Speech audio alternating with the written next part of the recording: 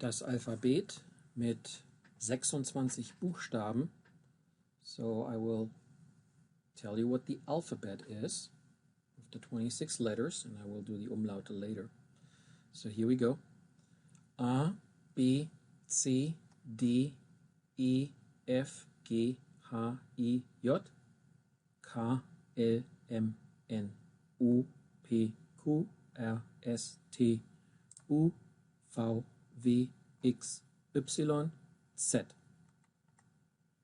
You need that in order to spell something. Wie heißt du? Ich heiße Christopher. Wie schreibt man das? C-H-R-I-S-T-O-P-H-E-R. So, just like in English, where you say the alphabet, A, B, C, D, E, F, G, and so on. However, of course, you also pronounce them in a certain way, and you wouldn't pronounce it in a word when you put it together as A, B, C, D, E. No, what you would do is you would say A, B, S, D, E, F, J, and so on.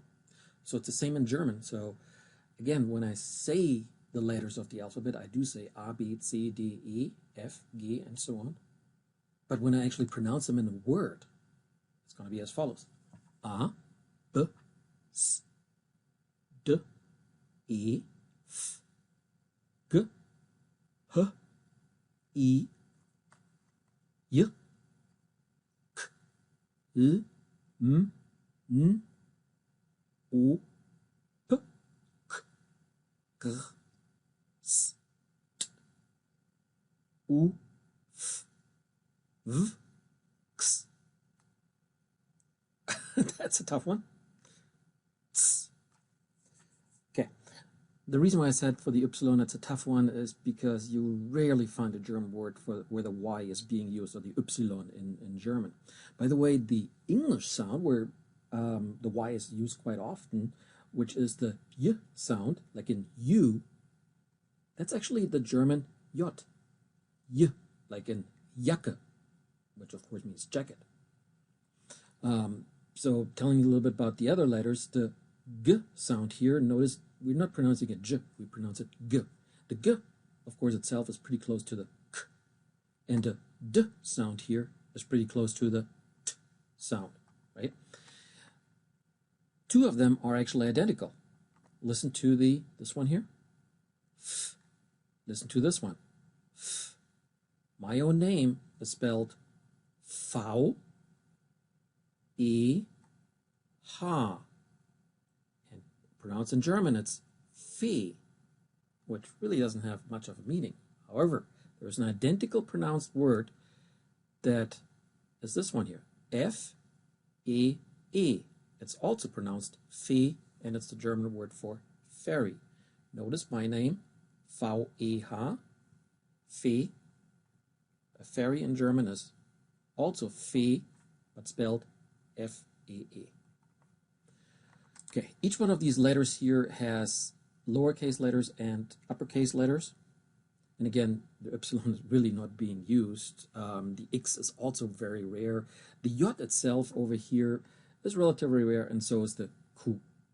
No. And some of the letters are really common. The vowels, actually, I should say these here as repeat. A, E, O, U. I missed one, right? A, E, I, O, U. Okay. Now let's go over to the special letters, and you will find them in quite a few languages, not the same ones, but in French and Spanish and Russian, you'll find all kinds of extra letters. And so German has them too. There are 4 of them. There's the SZ, pronounced like a sharp S. S. So here we have the S, which is S. And here we have the SZ, which is S. Sharp one. And then, of course, we have the Umlaute, E, Ö, Ü. And they also can be capitalized. So E, Ö, Ü. We also have diphthongs. Those are vowels that you put together, 2 vowels together, but that might be a lesson for another day.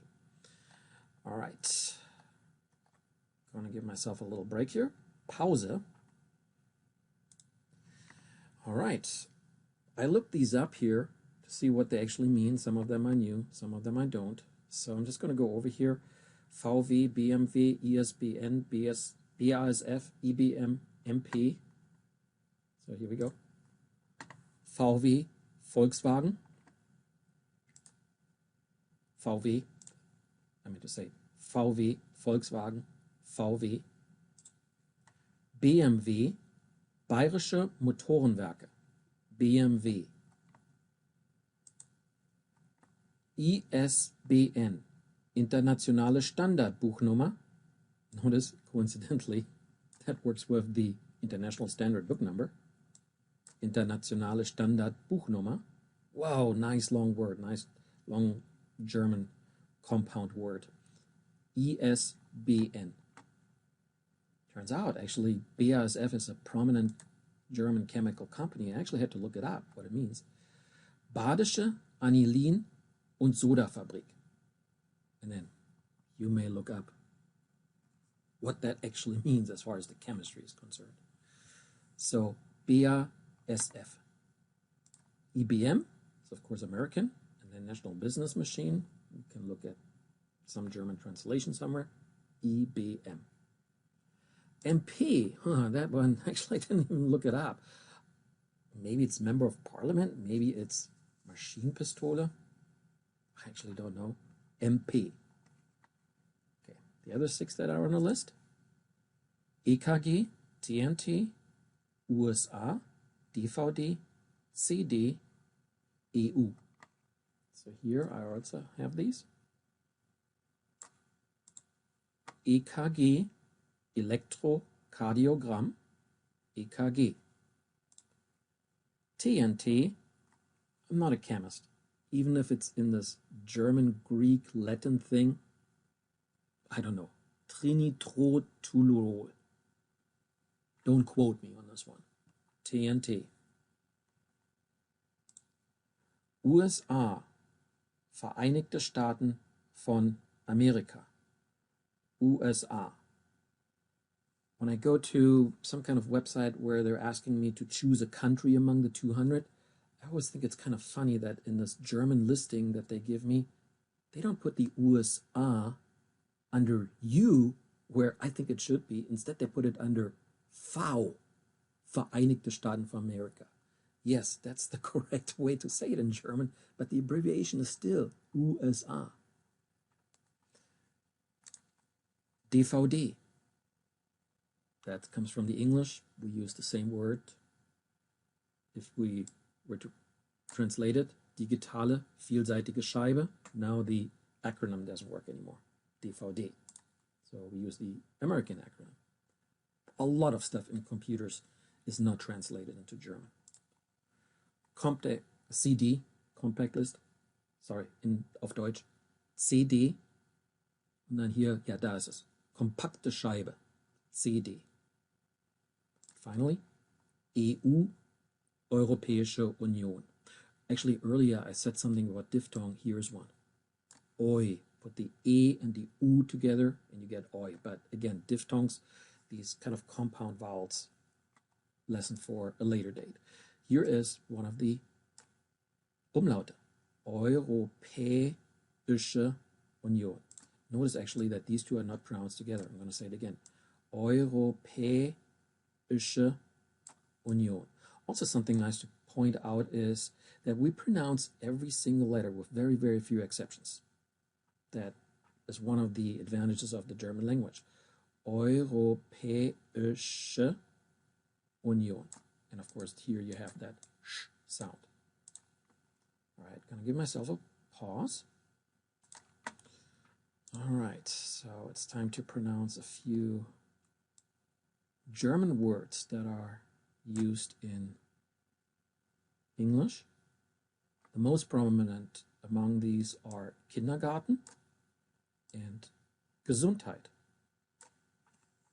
And I have to say, Americans pronounce those just about in a German way. Kindergarten, Gesundheit. All the other words, actually, some of them are a little esoteric. You know, you have to look into the New Yorker magazine in order to actually find them. And the very first one is actually the word Angst there.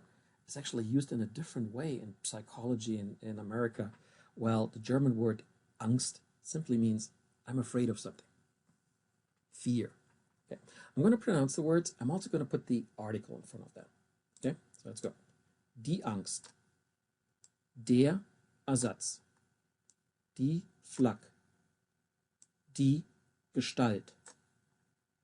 Die Gesundheit. There's another diphthong right here. The EE, that's always I. No exceptions. Always I. And you might have noticed another one here in Gestalt, the ST. Almost sounds like a sh in it there. And it is. ST means Gestalt. Notice again, I'm pronouncing every letter that we have here. That's the advantage. German is very phonetic. Okay. Das Hinterland, der Kindergarten. Ich glaube, es ist der Kitsch. I think it's der Kitsch. Das Leitmotiv, der Poltergeist. Der Rucksack, die Schadenfreude. Ich glaube, es ist das Schmalz. Der Strudel, die Wanderlust, die Weltanschauung, I'll say that again, die Weltanschauung. There's another diphthong here, au, au.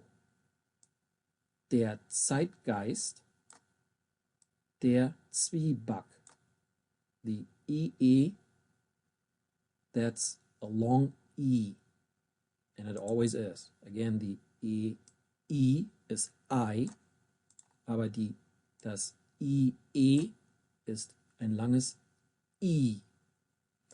I guess we actually did have a number of diphthongs here. How do I know the articles, the der, die, das for these? I grew up with it.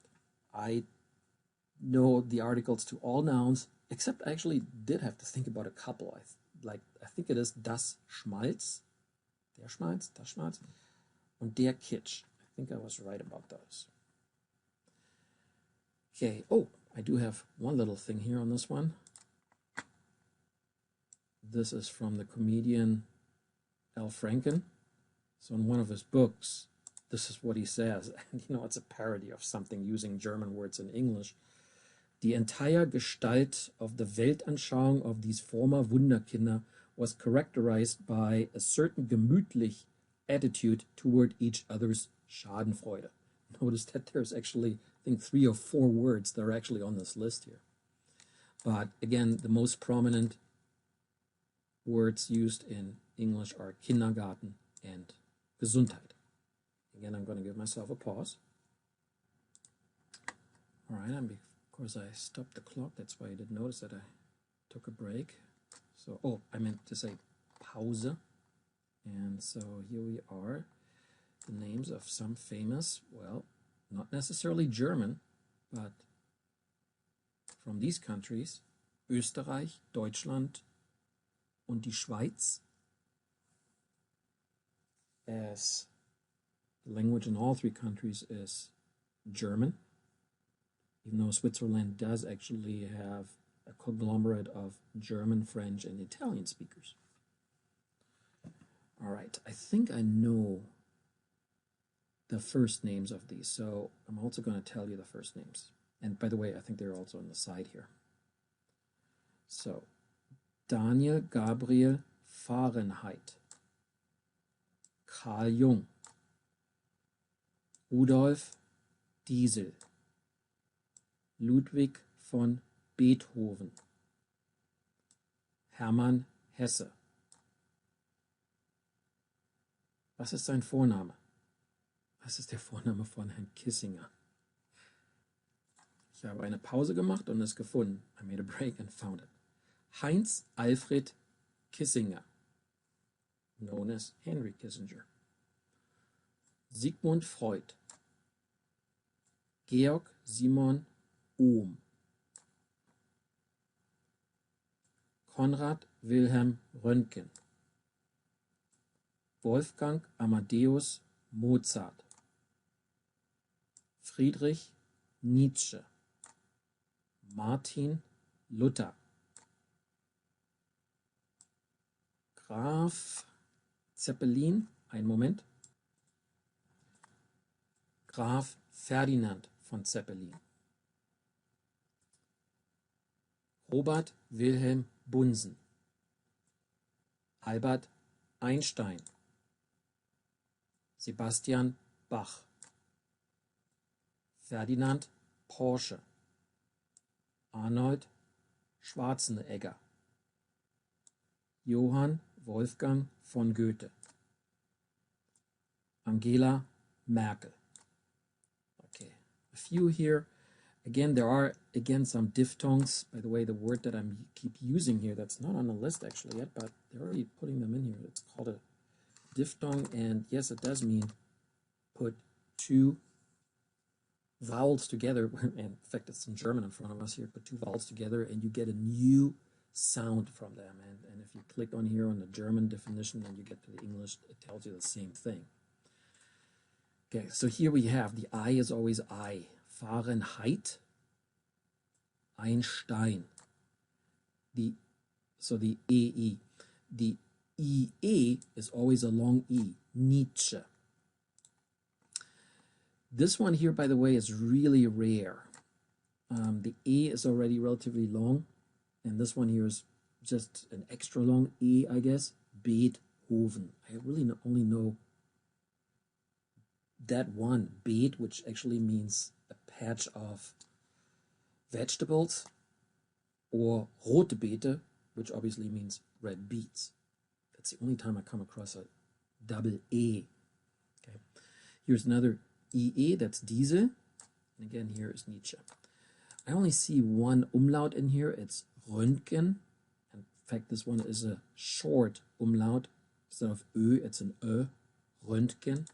There's another one here which is pronounced Goethe, so that's also an Ö, and this is really rare. I couldn't find another word actually in German that uses OE for the umlaut, and I guess we really do use the umlaut when you have that Ö, Ü, and E.